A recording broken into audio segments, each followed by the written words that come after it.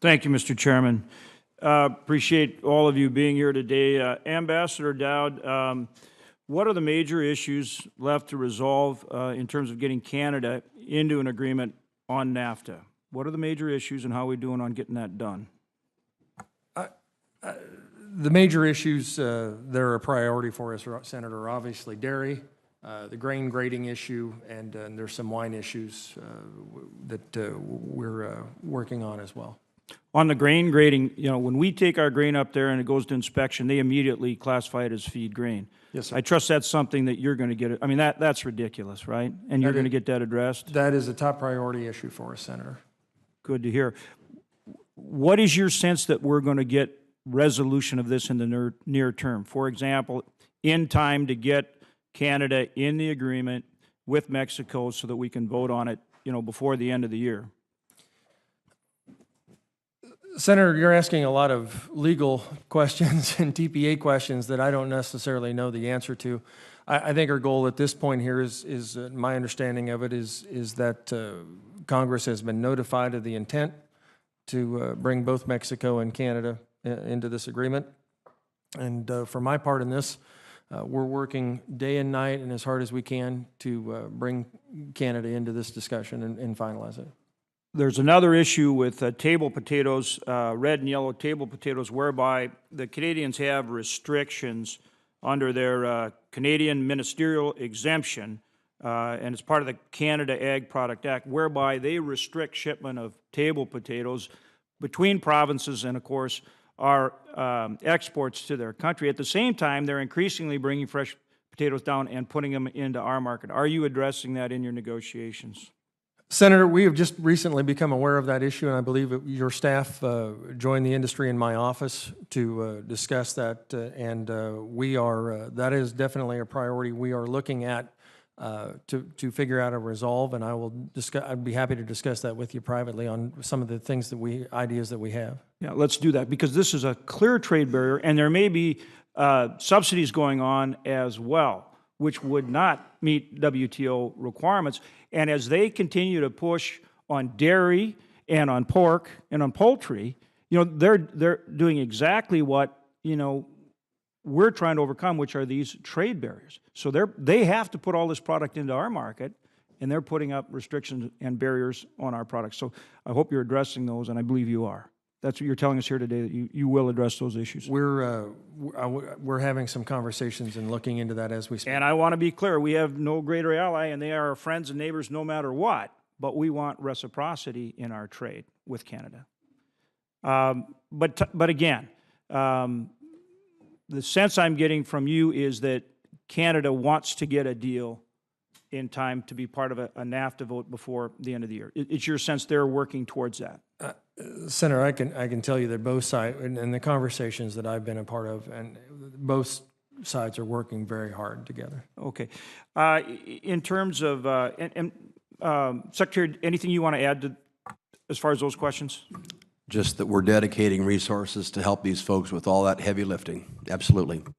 As you all pushed it to try to get NAFTA squared away, make progress with the EU, not only does that help in terms of our farmers, but I think it puts pressure on China. But shifting to China for a minute, our state alone, North Dakota alone, sends $1.5 billion worth of soybeans to China every year, just our state. And we've put an incredible amount of work into the shipping, both the rail and the shipping companies. We built up customers, containerized shipping, identity preserved, all these things. And when our producers can't ship to China, that creates basis, right? Because now we have to try to go down to the Gulf or to the East Coast. And we're behind all the states that are to the east of us. As you work on this assistance for the negotiations, you need to take that into account. So I don't know if this is something for Dr. Johansson, but there's two questions here. If it's going to take longer with China, where do we move these soybeans in the meantime, one?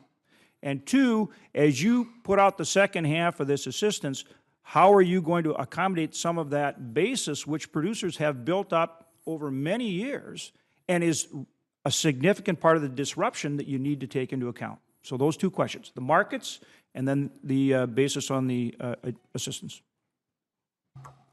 Thank you, Senator, for the question. Certainly, we've been asked to look at the basis issue. And of course, we know that the Dakotas in the past have had basis problems with respect to transportation to the PNW, for example, in 2014, 2015. But be careful here, because I talked directly to the secretary, and he came back to me with a positive answer, which I appreciate you're looking at this. But that basis was overcome by all this work, and that is disrupted by the tariffs. So it's not just a locational issue, it's a function of the tariff disruption, which is why it needs to be part of this calculation. That's right. So we've been looking at this particular issue to look to try and take into account regional differences by basis relative to previous year's basis. So we're looking at not only, as you can imagine, with this many commodities, it's a fairly complicated issue, but we're looking at regional basis as well as differences of those bases across time. So in order to try and identify whether and to what extent they're being affected most by these tariffs right now. We'll continue to do that, and as the Secretary mentioned, we are considering those factors as we look to the calculations for a potential second round of payments coming later this fall. And then, Mr. Secretary, again, how do we help move some product here in the meantime, right? Because the elevators right now, I mean, it's hard for them to even take crop, right? So. No, I would just understand that I've made 2 or 3 notes about basis, regionalization, and taking that into account. But you raised the point that this is a temporary thing. The mitigation plan is not meant to be repeated. So I think the best thing we can say is, and it's a more intermediate to long-term play, is to get those markets reopened. If China's a problem, we've got to keep looking at other markets. And that's why we're spending so much time in Southeast Asia that does feed from and feed to the Pacific Northwest markets. We need that push on right now as aggressively as you can do it. I'll just say again, my travels have been to Myanmar, Vietnam, soon to be the Philippines, Indonesia, Japan, of course. So I would say we're focusing on that area. But again, that's a more intermediate to longer term play, and I think you understand that. Okay, thank you. Thank you.